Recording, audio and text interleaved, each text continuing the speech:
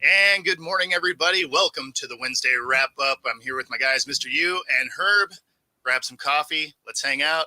How's it going, gentlemen? Good. We ready I to never roll. drank this much coffee until I started doing morning shows with you guys. Now Well, I've got a at least double we cup. can be pushers over here. We say you're welcome. You're welcome. You have so much more energy now. It's fine. Yes. I might survive the rest of my day now, so I'm good. You most certainly will. Maybe even the week. Slow down. That's big, man. That's a big cup, man. I don't know if I've ever had coffee quite strong enough to carry me through the next day. Right. I believe they call that crack. Yes. That man drinking out of that cup is humongous. Yes, I did. I told you I did a double shot this morning. That's Wednesday and Thursday. A large cup. There's no doubt. It's funny though. Early in my career, speaking of huge cups, I used to have this 7-Eleven that was next door, and if you bought this cup, it had free refills, right? It was a 52-ounce cup. Wow! So it's insulated, bucket with a handle. It was cool though because it was free refills the day that you bought it, and then it was 50 cents to fill it up. Dang. Forever after that, right? It sounds familiar to me. Is that a national deal? I had that thing forever. Is that national? That sounds familiar. What, 7-Eleven? No. That I was like, I would hope so. Bo coming with it early this morning. Yeah, 7-Eleven is national. Oh, okay. Yeah. I mean, man, where were you living that 7-Eleven wasn't a thing? I'm talking about the offer. Well, I mean, this was 20 years ago, so I mean, probably I don't know. Sounds familiar. Okay, let's move on. What is it that country comedy tour that they had on there? They used to have a thing called The Big Cup. That was one of his little comedy bits. That's what that reminds me of. Yeah, the big cup. It's me, buddy. Oh man! All right, so the divisional games came, and we had much better games than those wild card round. The wild card round, we had one game that was close. And this time around, we only had one game that kind of got out of hand, although it looked pretty solid in the first half. And then Baltimore was just a little bit too much for the Texans to hang on. Yep. Were you guys surprised by that? Like I wasn't, Baltimore had the best defense in the league. They only gave up 280 points all year. So I didn't expect CJ Stroud to be able to put up a ton of points. I didn't think it was going to be quite as lopsided as it was. But what were you guys feeling on that? I'm a little bit shocked. I've been talking about the Texans for the entire season. I just saw something in them on all sides of the ball, offense, defense, and special. I just felt like they were like kind of like a team of destiny. I didn't think they were going to go to the Super Bowl or anything like that. I never even said that, but I just thought that they would do a lot better in this situation right here because they had all the elements for it. To see them, they won game, put up 38 yards, even against Baltimore. I was like, I don't care if Baltimore, they could be the number one in the world. I couldn't see that 38 yards total. I just couldn't. I couldn't fathom it. That didn't make sense to me. I thought they got away from the run in a couple of instances where they should have kept it going, and they started throwing a Singletary more. I thought that was a problem, but 229 yards versus 38 is not cute. Yeah. And then in the second half, it seemed like Jackson just went off. 2 touchdowns in the air, 2 on the ground. He just pulled away, and it was really even going into the half. So I'm kind of shocked by the result. I didn't think, not the result. The Ravens were going to win that game. I knew that part, but the way they won, the 24-point win, I think it was 24 points. Yeah, I didn't think that. That was shocking. Even a rookie, because Stroud been playing like a veteran. Yeah, pretty much every game except maybe 1 or 2 where he did some rookie stuff. But so I was shocked by the way that turned out. But Ravens deserved it. Moving on to the next round. Yeah, I thought like with the line, I thought you were, if you were into that sort of thing, I was thinking, yeah, Houston, might stay around that number, have a chance for at least a backdoor cover. Baltimore's up 14 late. Maybe they're, something to that effect. Like, yeah, Baltimore might probably be comfortable, but Houston will at least push them. But it was offense gets 3 points in this game. Like you said, I knew the defense was there, but I thought they would produce something. to make them sweat. And really was just like what I've been saying about Baltimore all year. The first half was more like they were sleepy. They woke up late in the game and they put the game away. It's almost like they've played the whole year. So, yeah, it's kind of like I said, I never expected Houston to win, but I did think it would be competitive, and at least close within striking distance sort of thing. But Baltimore just put their foot down and said, yeah, we're trying to get to the Super Bowl. So, hats off to them. Like we said before, those show up. Great season for Houston, getting to where you got to, getting a home playoff game, winning that first one. It's a great building block for the future, but this is somebody else's time right now. That's really what it is. Absolutely. The penalties didn't help either. Well, and I mean, if you're a Texans fan, you have to be really excited about what the future holds for you. Because, obviously you go worst to first within the division. You win a playoff game, obviously way ahead of schedule. You still have cap space. You have the draft picks for next, this offseason.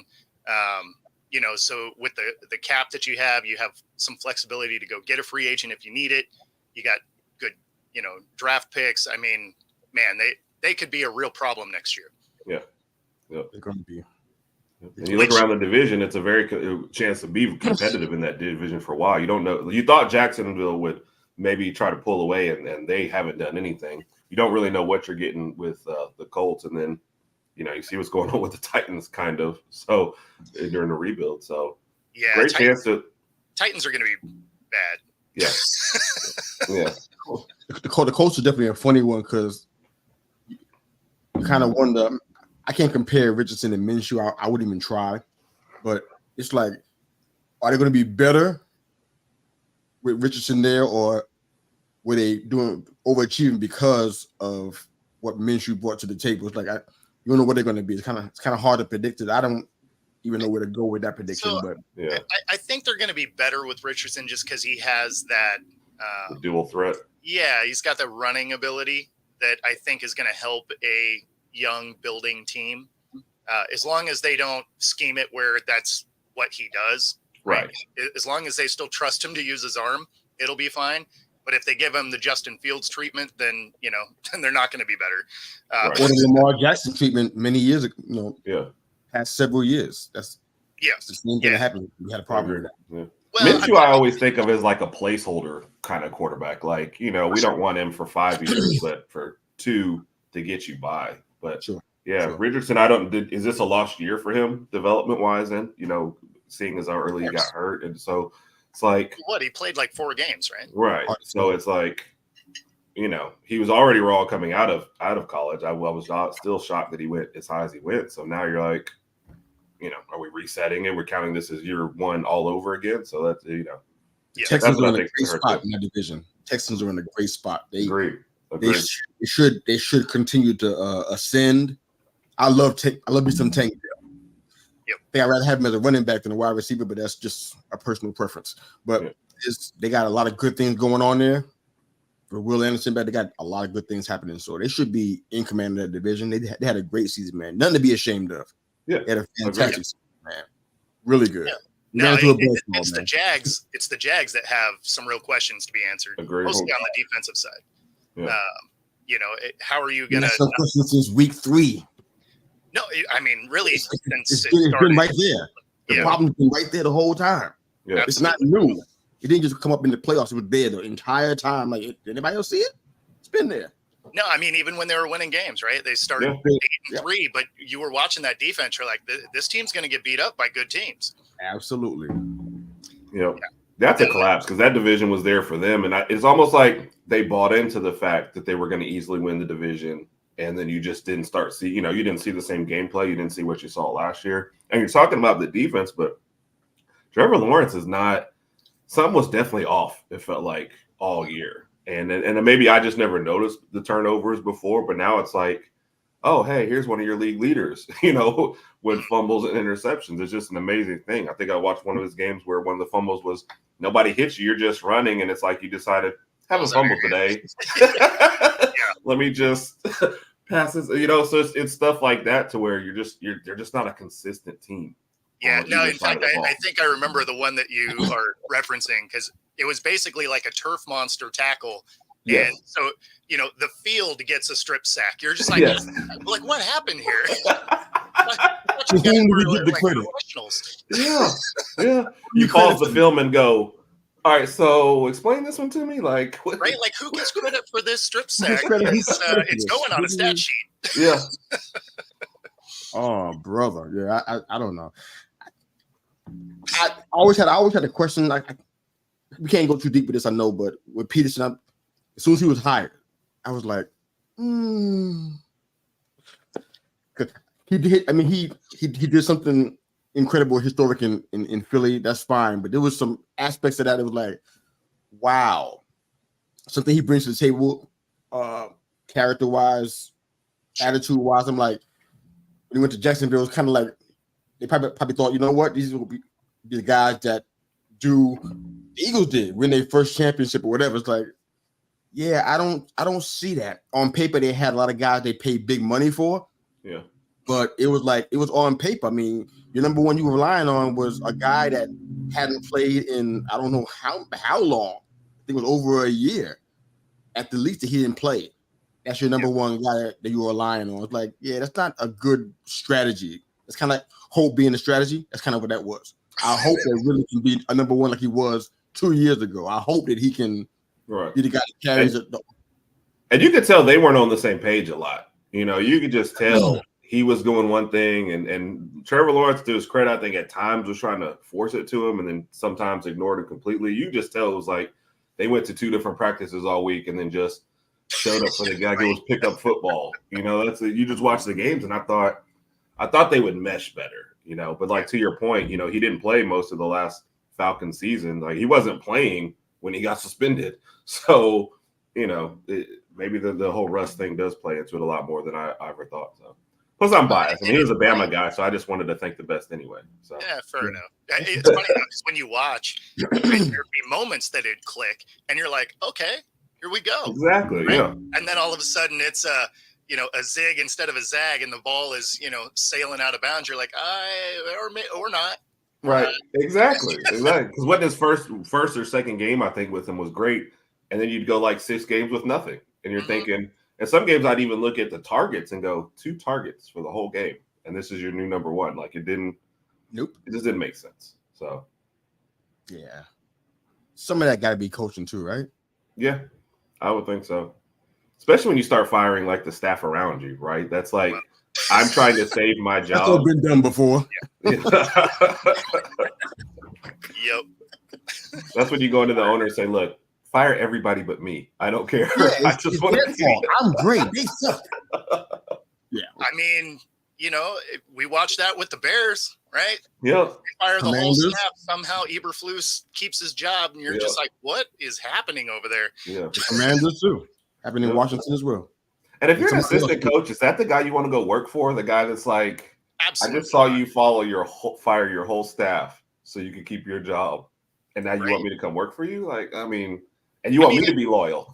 At least with Washington, that was just we're keeping you through the end of the year, but you're also gone, right? Whereas Eberflus literally they wiped the entire staff out, and they're like, "Well, you can keep your job." It's like, "Oh, cool." I mean, but they got rid of 2 guys, I think, on Rivera's staff. I think got rid of 2 people. I'm like, y'all all knew that everybody was going, right? It's so bad, so why don't you just keep them too? Yeah. Well, I think it was a situation where they didn't want to pay another coach. Like the season was already kind of toast. So you start moving on from, the coaching. You can start bringing in guys you want, or at least get guys in mind that you want.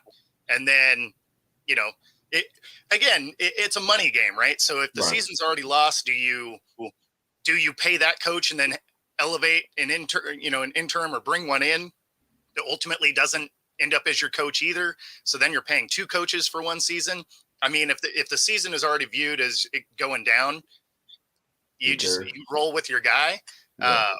How do you coach for the rest of the year knowing you're going to get fired? Like, do you do game plans, or do you just go, hey guys, whatever happens? Like, spend your time updating your resume. Well, I think at that point you're still trying to win because, one, you want to try and set yourself up for whatever next job there is. And also, like, if you have any love for your players at all, don't send them out there to get beat down, Like, True. at least give them some path to victory, because they all still have contracts that matter, right? Like, they all have incentives they're trying to hit. They all have, other teams they're potentially going to go play for since they're blowing this team up. So if you have any love for your players at all, you still have to go out there and game and scheme for whatever everything. happens. Yeah. Otherwise, you really are a bad coach and deserve to be fired way before. I can agree with that. So the one game that was a little bit surprising to me was how much rust the Niners looked like they had coming out. Now, they had like 20 days off before this game, right? So, I mean, way too much time in my mind. But, kudos to Green Bay. They absolutely, did everything they could possibly try and do. Ultimately, they're going to blame a kicker, right? And but I blame Love more than anything. There was some missed opportunities, and then that Brett Favre-ish throw across his body to the other team. That really was the difference. Because when you look at the gameplay when you were watching, they outplayed the Niners. Yeah. The whole time. I mean, they easily could have won that game. Yeah, I think you're right. I think because I pointed or mentioned that as I think just missed opportunities earlier on in the game is really what could have separated yourself versus putting yourself in a position, for your kicker. And even then, you're talking about with your kicker, we kick that. You're still at best, you still got to drive down the field again just to get in the field goal range towards the end, like you're saying, or you're going to overtime. And we know overtime, I tend to go with the favorite. I feel like the underdog does not want a game stretched out because the overtime talent kind of wins out. So Green Bay they needed a couple more plays early on in that game, I think, versus what happened there. So I hate blaming the kicker. You should never put yourself in a position to rely on your kicker to win, So that's what I feel. And that was a 1,000% Brett Favre throw. Like I was like, your probability on this throw was what, 2-3%? Like, what are we going for here? So I think you're missing a decimal point. It's like, like true. Unless you have an arm like Elway or Allen, right? You're not going to have enough oomph behind that throw to actually get it across the field. So, I mean, if you're one of those two guys, you still hate to see it, but you're like, I mean, he can complete that pass. But when you watch anyone else do it, you're like, oh yeah, you're throwing it to the other team. Like that, that was a punt. Right. Yeah. And for Green Bay, I just look at the first two drives ending in field goals. Like you needed to punch one of those in. Like something had to change on one of those. And I think that's kind of where you kind of lose the game. You look back at it and go, oh, well, we had points. No, you're just not going to beat the favorite by kicking field goals. And that's what bears out in the end. Plus you're playing a team that has a ton of experience, right? This isn't new for the Niners. Like all them dudes been in the playoffs. They're in the playoffs every year. Right. So, I mean, you're not worried about that moment being too big on the Niners side. And let's be honest, the Niners are not a team that you can let hang around. Right. If you get your opportunities, you better put the dagger in them, because if it's going to be them late in the game, man, it's hard to bet against them. Yeah. And that's where I was with it too. That the inability in the red zone and the end zone to score. Yep. I said, this is going to come back to bite you. I don't know what they're doing with the whole Aaron Jones, AJ Dillon deal. I've been talking about it for a little bit now even before the playoffs. I'm like, they're not using them right. You know what I'm saying? These guys, these are bruisers, man. This is what they do. Aaron Jones is not some finesse guy that's dancing around folks and juking folks. That's not really what he does. He's a bruiser, man. He takes hits. Part of the reason why he's injured every year, but that's what he does. Him and AJ Dillon are kind of like two bowling balls in a slightly different way. Aaron Jones is more of a pass catcher than Dillon is, I think. Right. But both of them, they have that kind of ability, and you didn't use them against a team that, honestly, it gave you opportunities for that. Yeah. All those red zone end zone opportunities that was missed was because the Niners allowed that to happen. The opportunity was there because of how they played, how their defense played. So you didn't capitalize on something that you have a strength in. I didn't understand that part. And when I saw the first few times, I'm like, you know what? This will be difference in the game. What are we talking about? A 3-point difference. Mm-hmm. How many times they left points on the field in the end zone or in the red zone within the 20? I think it happened like about 3 times that I can count. It might be more than that. Yeah. So imagine what the score would have been had you punched those in. Right. You know what I'm saying they could have been a headline demolishing the Niners in that game. But that's not what happened because you didn't do what you should be doing, what was given to you. They always talk about taking what the defense gives you. They gave you that, and you didn't take it. You didn't use it. It's like, and you relied on Love to do things that Love technically shouldn't even be asked to do at this stage of his career. Right. Try to save the game. Why? Yeah. All control, run it down their throats. The Niners wouldn't necessarily stopping it. Why would you not do that? So I didn't understand that part, but that was the difference in the game, in my opinion. Yeah. Well, especially once they jumped out to the lead, right? Like you go into halftime, they're down by a point, and then the third quarter, Green Bay's up, right? They have a 15-point third quarter, and all of a sudden you're like, okay, like here we go. They could be doing something here, and then they couldn't do anything in the fourth quarter. Right. And that's really where you saw the experience of the Niners. Like they were able to go out and do really whatever they wanted to do.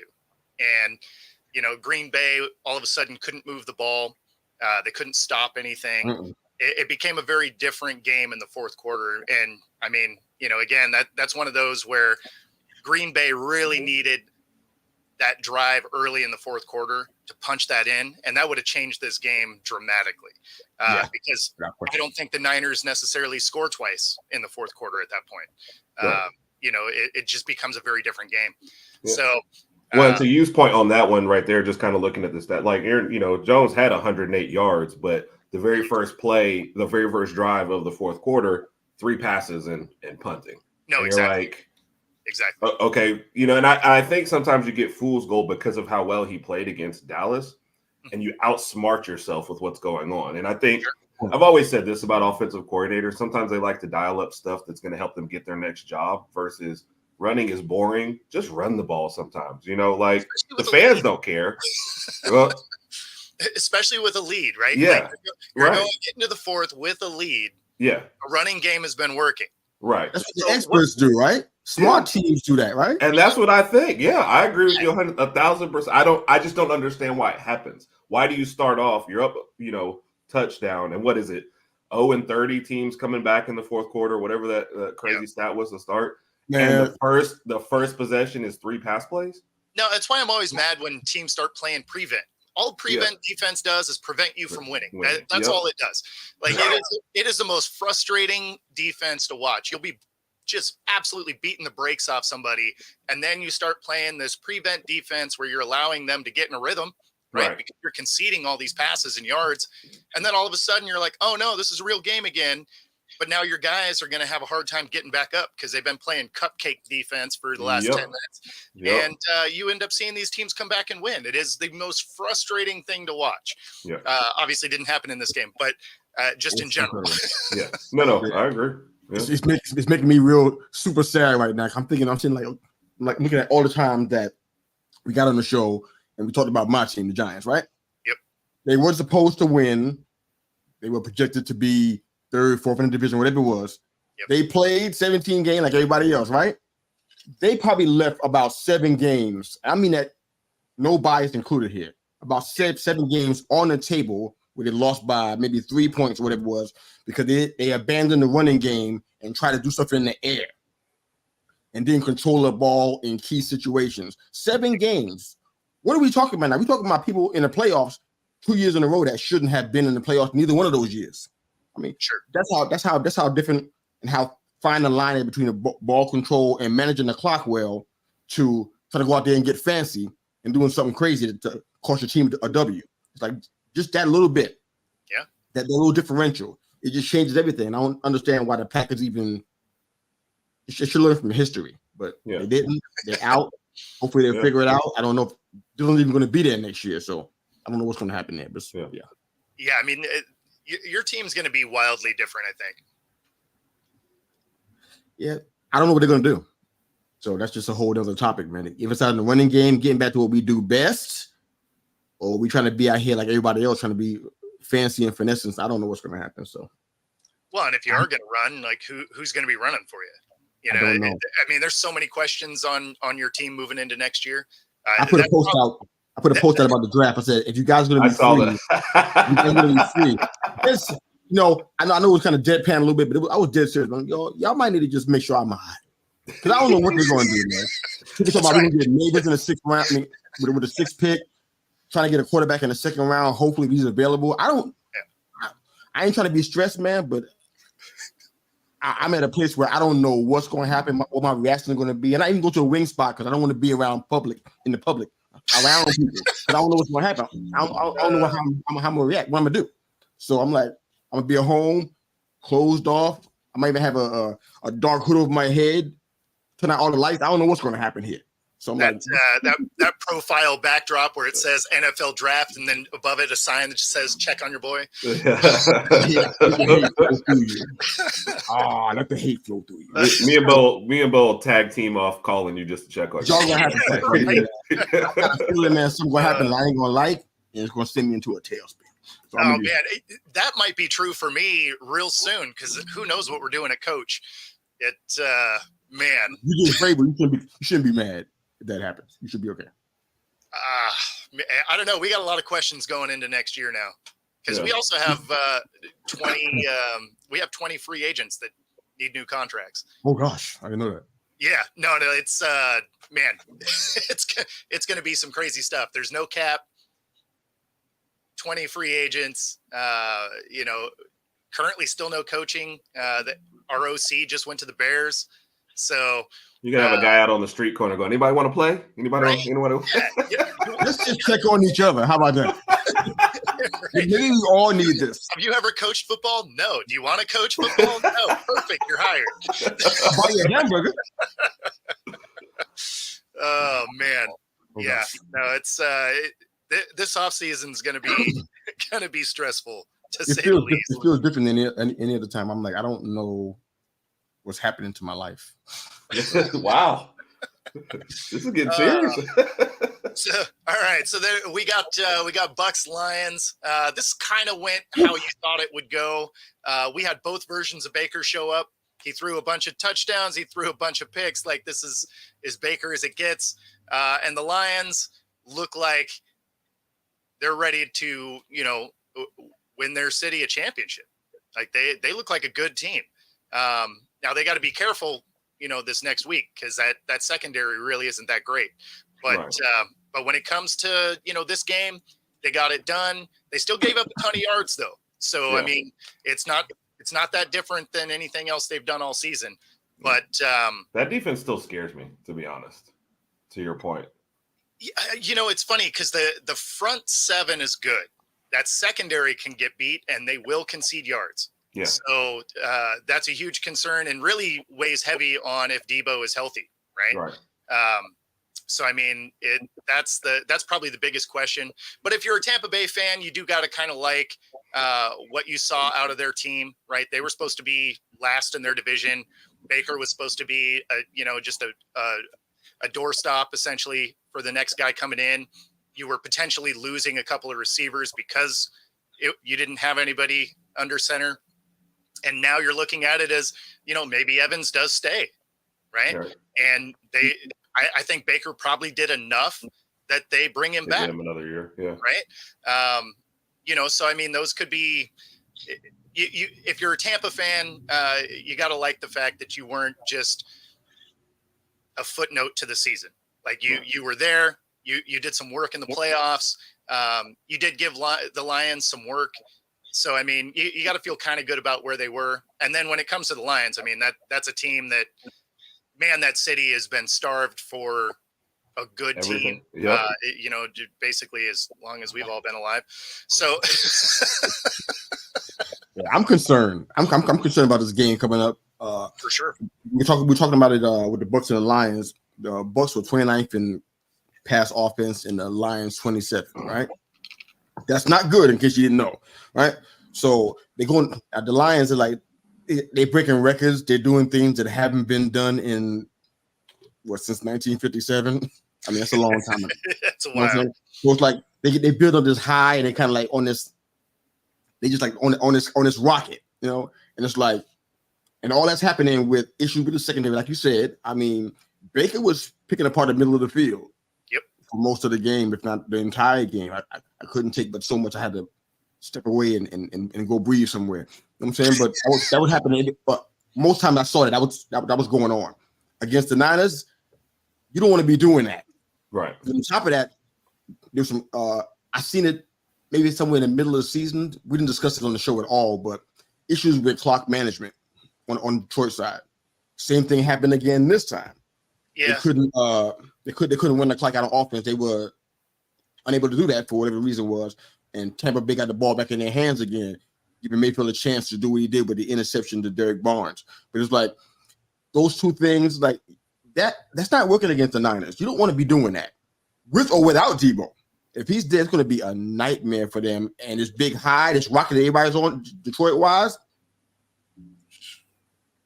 Well, and to your point there, the Niners are – it's funny when you watch Detroit, right, because they've won a lot of games late. They've let teams hang around, then they find ways to win. Yeah. You can't do that with the Niners because they can also win those games. Mm-hmm. So it's and they have, like we said earlier, a ton of experience in the playoffs. So you can't let them hang around. And I worry that Detroit will do exactly that. That being said, if Debo's out, all of a sudden that takes their main threat away. And of course, I understand that they have dudes all over that roster. I mean, CMC is an all-pro, Ayuk's an all-pro, Kittle's an all-pro. Like they got dudes, but for whatever reason, they don't scheme them very well when Debo's not on the field. And Debo's that guy that can really expose that secondary of the Lions. So this is a game that I really can't even pick until I know if Debo's going to play. Because if Debo's going to play, I think the Lions lose. He just adds one element that they are really bad at. But if he's not playing, or if he is, limited, right? All of a sudden, that defense can actually kind of square up on their other stars, right? Right. So it's this is probably my hardest game as far as doing a pick, because I need to know what that injury report is really going to be. Right. And the first thing was not a break or anything, right? But it still wasn't. It didn't sound like he's going to be practicing all week either, though. No, he's not going to be practicing. It wasn't fractured, so I mean, he definitely has a chance. And if nothing else, he may be in there just as a decoy, right? But as like if they were playing today, he wouldn't be in. Right. So it's not broken, but it's too sore to actually play. But we got time, right? You're still days away. So can he make it for game time? I'm going to say he probably does. Will he be effective? That's a real question. Right. And the first hit that he takes is probably maybe out of there is what I'm thinking this one. It's real possible. Yeah. Yeah. He'd lining up and be like, please don't throw me the ball. Right. Right. He's swatting it down if it comes his way. He's looking at the guy like, hey, what decoy? Yeah. As soon as he gets dialed up across the middle, he's like, nah, it's cool, man. I'll just head to the tent now. It's fine. I'm good. Yep. To the point about Detroit, it's interesting with them that they have won as much as they won, and we talked about the inconsistencies with other teams. They do the same thing as far as the running game, especially when you talk about how low they are as far as the pass game and investing a first round pick in a running back. It's like you get late in games and all of a sudden they're dropping back to pass everyone down, like in this game too as well. And it's like they don't put teams away, I think, because of that. Sometimes they try to stay true to, hey, we're just going to go, pedal to the metal the whole time. And sometimes it's like, slow it down, get both your guys, touches. Why have Montgomery and Gibbs if you're not going to run them more? But I think in both playoff games, they've had a chance to put a team away. And it's like, we're going to put our defense back out there for a key drive. And I just don't think that's going to work for them continuously. The thing that is kind of weird about that for the Lions is it's strange when they don't use the running game, because they were fifth overall in rushing yards. Right. So, I mean, they were a good running team, but then they just kind of don't use them. Right. I mean, granted, they were second in passing yards. So, I mean, obviously they threw a ball a lot anyway. But when you have a rushing attack that's good enough to be fifth in the league, why do you abandon it when you need clock management? That seems very weird. But what what do you do? Some of that could just be the inexperience of Dan Campbell as a head coach. Right. Some of it could just be how aggressive he is.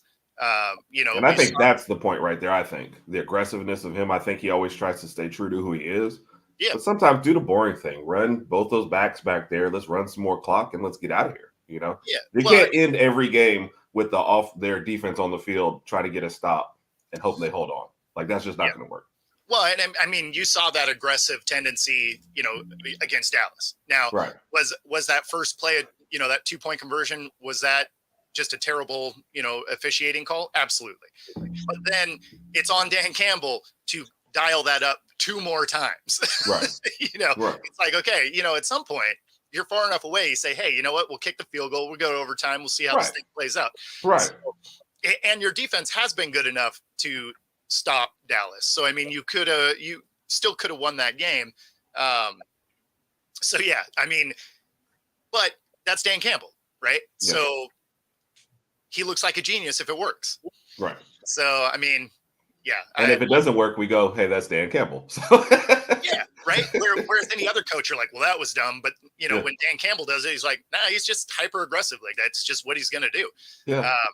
And it's funny because he would do very similar things to like Brandon Staley, right? But when Brandon Staley would do it, like, this dude's dumb. Although, to be fair, his percentage of actually making it was really low. Right. But, they would make a lot of the same calls, just not with the same success rate. You got to succeed at least one time to stay aggressive. So I don't know what gets you that confidence to keep doing it. Like, are you really just reading a play, paper and saying analytics say go?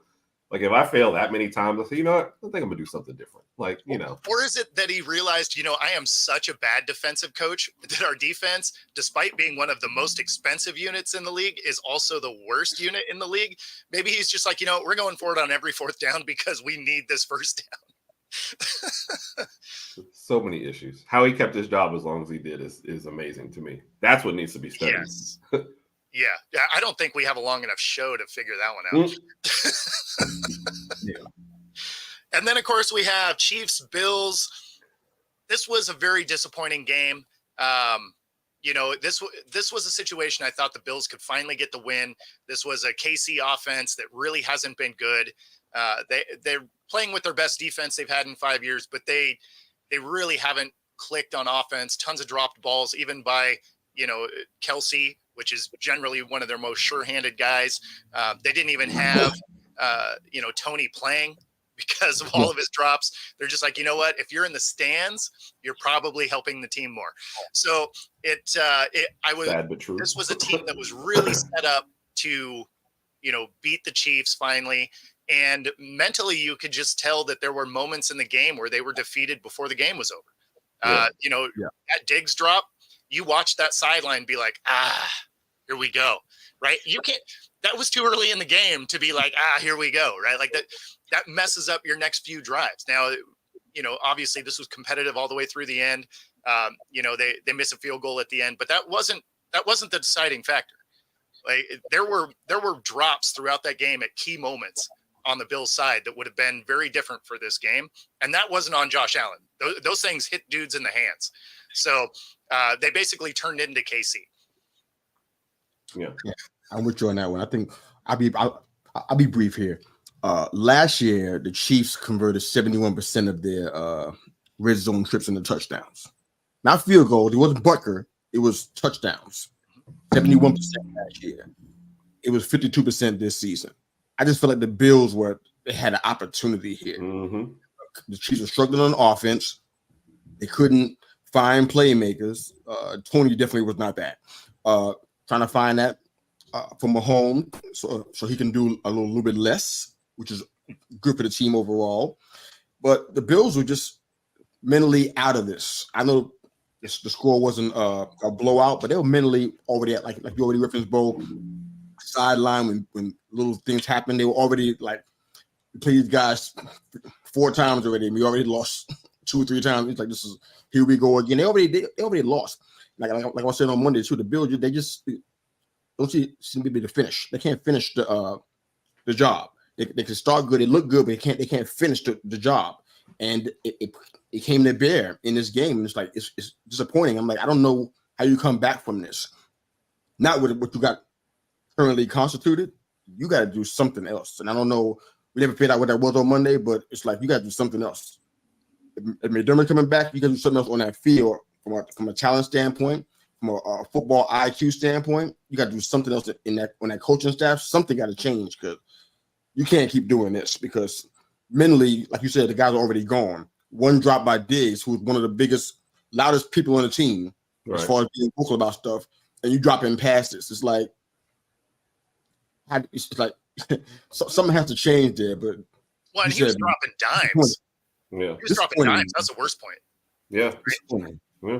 Like you weren't asking him to make a spectacular catch. You're just saying, like, hey, this is the catch that we. Yeah. And the thing is that that's not the first time. It didn't just happen in this game. Go back and look at some of those if you have the time. It's not the first time this has happened. Diggs dropped a lot of passes. I don't think it's a record-breaking amount, but I dropped a lot of passes that Allen on key stages, like on an SNF, Monday Night Football. I see it more times than I can even imagine the count. So it's happened so many times. Like it's mental. A lot of that it's not physical attributes. It's mental. You know what I'm saying guys trying to turn up the field because they see defenders coming their way. Don't even know where the ball is. Dropping the pass before you even have it secured yet. I mean, it's just mental stuff, man. And Bill just seemed to flounder in that area. It's ugly. Yeah. I don't know what's going to happen. That's one thing I never really got is you're going to get hit either way. So you might as well make the catch. Right. Like, don't start turning or bracing or anything. Like, make the catch because if they don't hit you, awesome. Make the turn and go. But if you hit it and you're like, oh, I'm going to get hit, guess what? You're still getting hit. Like, you're going to get blown up whether you got the ball in your hand or not. So you might as well make the catch. Yeah. No, I agree. And you start to wonder to the mental aspect of it. You know, when one team has your number, I mean, there's two ways to go. Like, obviously, me being a Jordan fan and watching them against the Pistons, mentally, they were like, we're just going to keep going and break through here. If you're Buffalo and it didn't happen this year, like, what's going to change next year? You got to think that the Chiefs make some kind of personnel changes to get better, right? Because this was the worst version of them that you could think of, and they had to come to your place.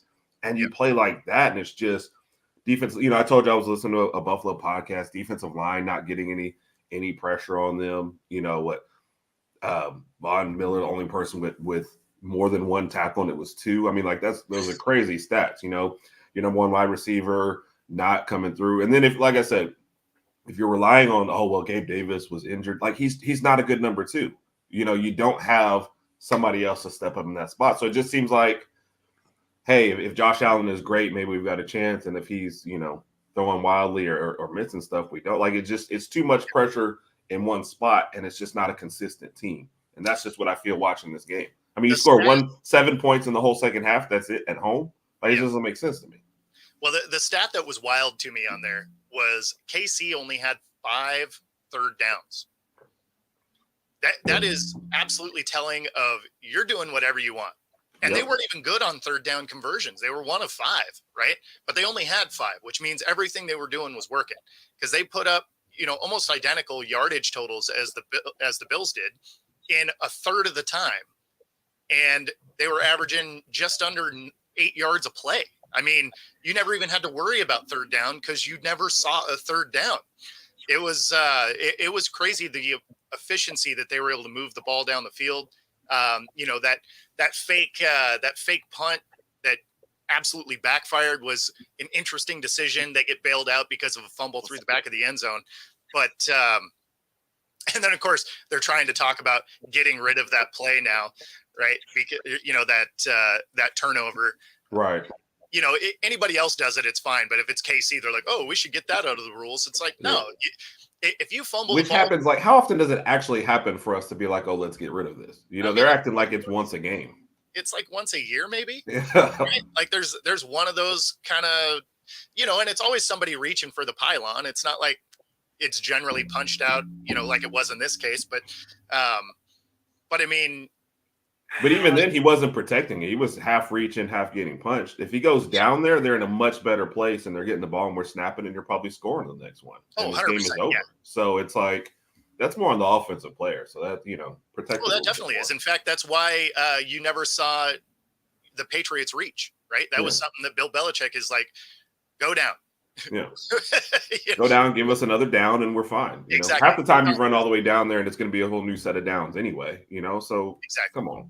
But to your point about the stats, like it's just crazy to look at, like the time of possession, the yardage totals. It's like if I didn't tell you the score, it just showed you that. Yeah, Buffalo had the ball for 37 minutes, and KC was 27. You go, oh well, that sucks, right? How bad did they lose? You would never look at any of this stuff on paper and go, they won. It's just crazy. So. Well, but then when you look at the yardage totals, there's a difference of like 7 yards or something. Right. You look at that and you're like, oh yeah, this is a field goal game. Right. Yeah. Good point. Yeah. No, it was that fake punt. As soon as they did it, I was just like, what are you doing? Like, that's a desperation kind of play. Why are we doing it this early in the game? Yep. Because it's not like it was a fake punt and you needed 2 yards. Like they needed some yardage. Yeah. Well, and then, even so the Buffalo guys, they said the same. First off, they came out and said, oh, it wasn't because they had 10 men on the field. We were doing it regardless. But they were like, if you're going to do that play and this is it, like leave your offense on the field and just let them go for it versus a fake punt with very low probability. So I think too many teams try to do that, man. If you're trying to get some yards, just go for it there. But I think, what was it, like 3rd and 2 before then? Like, give me a yard on that play if I'm planning on going for 4th down anyway. So I don't know. I think sometimes teams just do we're doing it, play by play versus let's just think ahead. Hey, we're definitely going for it on this one. Let's do a simple running play on 3rd down and get a couple yards and then see where we're at. If it's 4th and 1, we're going to go for it anyway. I don't know. Yeah. I'm not a coach, but I don't feel like sometimes there's enough planning. It's like, oh, it's 4th down. What do you guys want to do? Why weren't we thinking about this on 3rd down? That's the worst thing about a fake punt is you're so deep, right? Like if you're lining up to go for it on 4th and 1 or 2, yeah, you got to pick up a couple of yards. If you're doing a fake punt, you got to pick up 7-8 yards. Right. Right. That's with a guy who's not an offensive player. Exactly. Like that's a tall ask. Yeah. I didn't love the play call, but again, they get bailed out, fumble through the back of the end zone. Ultimately, didn't hurt them that bad. No points came out of it. But you looked at it and you're like, man, they're making weird decisions in a game that there is no tomorrow. Right. Yeah. Agreed. Well, since we're coming up on 12 minutes to go here, we got to talk about this KD. He thinks he's the GOAT. Of what, though? Man, what? Of the pickleball league? I know he owns a team. Burner accounts? I don't know. I mean, but I'll be as brief as I can with this one, man. I was wondering which one of us was going to jump in here first because I know this was irking both of us. So yeah, I got a whole bunch of stuff I could say, but for time's sake, right. You can't compare this to LeBron. I think somewhere in Durant's mind, he's trying to do that. Right. Compared to Jordan's numbers, I mean, he has been the 2-time NBA MVP and champ with the Warriors and stuff. But you can't compare the resumes. I think he's trying to compare himself to LeBron. The reason why you can't do that, KD, is because even though you both did the whole super team thing, there's one difference. LeBron went to Cleveland and won. Went to Miami and won, I think twice.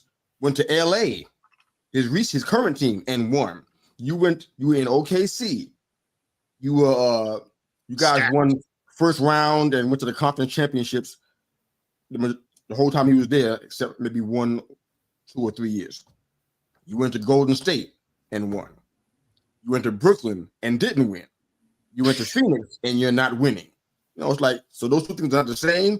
You're not in the conversation at this point in time. To me, one of the greatest players of all time, without question. The man's 6'11" and he can shoot the lights out of the place. No question about that. But yeah,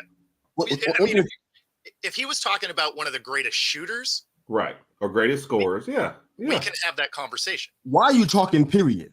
That's my whole thing. It's very random.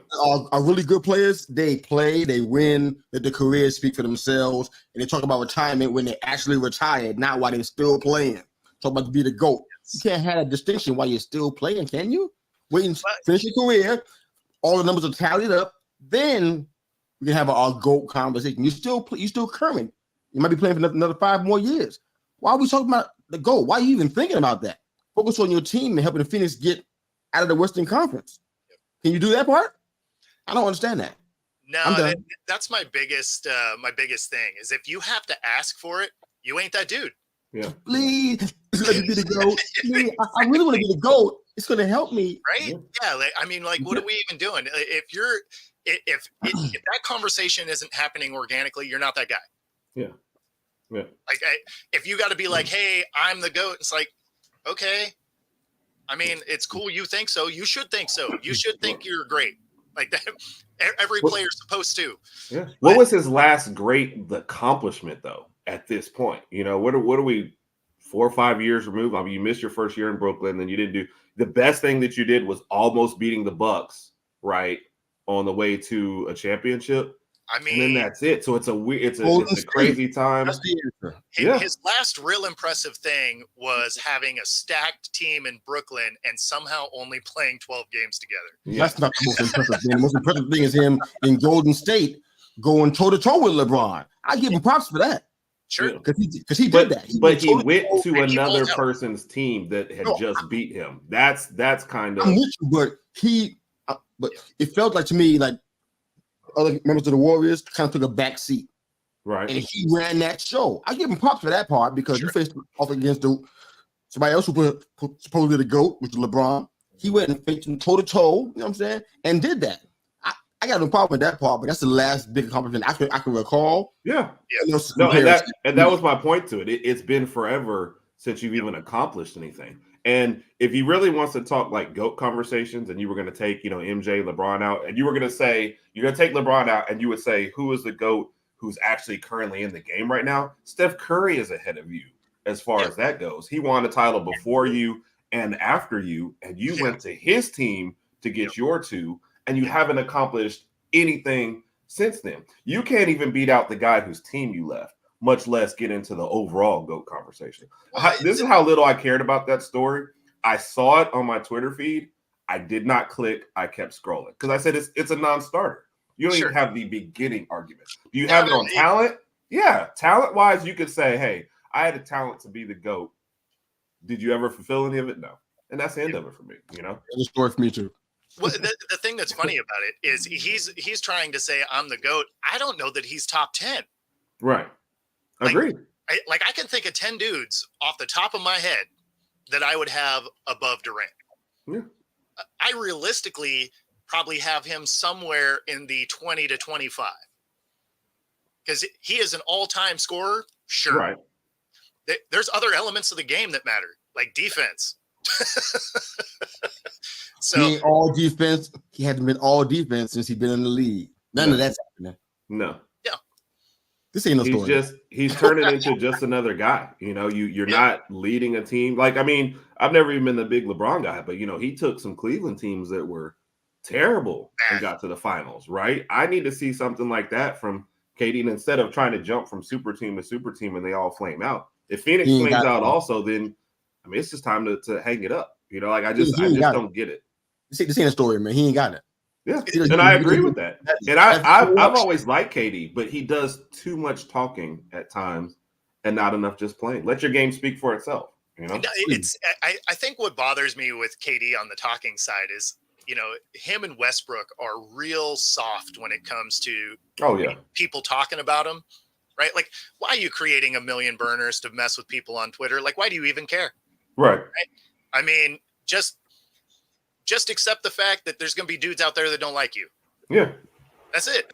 I promise if you were paying me $30 million to play basketball, nobody could touch me. I mean, there's not you're going to tell me the guy sit up in row 40 is the guy who I'm upset with, Right? Because to your point about Westbrook, he's out there yapping with some guy on the sideline, telling him to come down to the court and stuff. I'm like, why do you want to get yourself in this position? Who cares? Yeah, So I mean, if I'm making, like to your point, $30 million a year, be like, oh no, I'm so sad in my caddy driving to my mansion. Oh, like what are we even doing right now? Like, why are you feeding that fire? Because all it does is bring more trolls out. Yeah, like if you people ignore figure them, they can get to you, they do. Yeah, absolutely. Absolutely. Especially if they're in the stadium. Like that's one of the best things with Westbrook is you can get under his skin and mess his game up. And he's not a great shooter anyway. So, I mean, if you can really destroy his game by getting in his head, I mean, why wouldn't you do that? So as a fan, like you're there to help your home team. So, I mean, yeah, I don't know. I don't get the guys that are soft in the league. It doesn't make any sense to me. Because there's no reason for it, especially in KD's instance, because he is an all-time scorer. Like that dude can jack up shots from everywhere and make it. Yeah. And so, but especially at his size, I mean, like I said, incredible talent. It's an unfulfilled career. You can't put yours up against any of the guys you're talking about, And like you said, not even, like you said, 10, 20 people that are better than you off the top of your head. And so you're not even the best in the league right now. So I don't get any of this. You're not the best in your era. How are you going to be the best all time? Yeah. Like you weren't even the best on your own team half the time. Yep.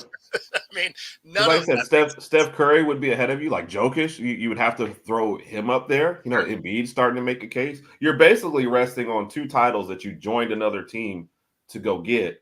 Yeah. And like I said, the part against you is they won a title after you left. Like you just can't. These are things you just can't argue. So I don't know.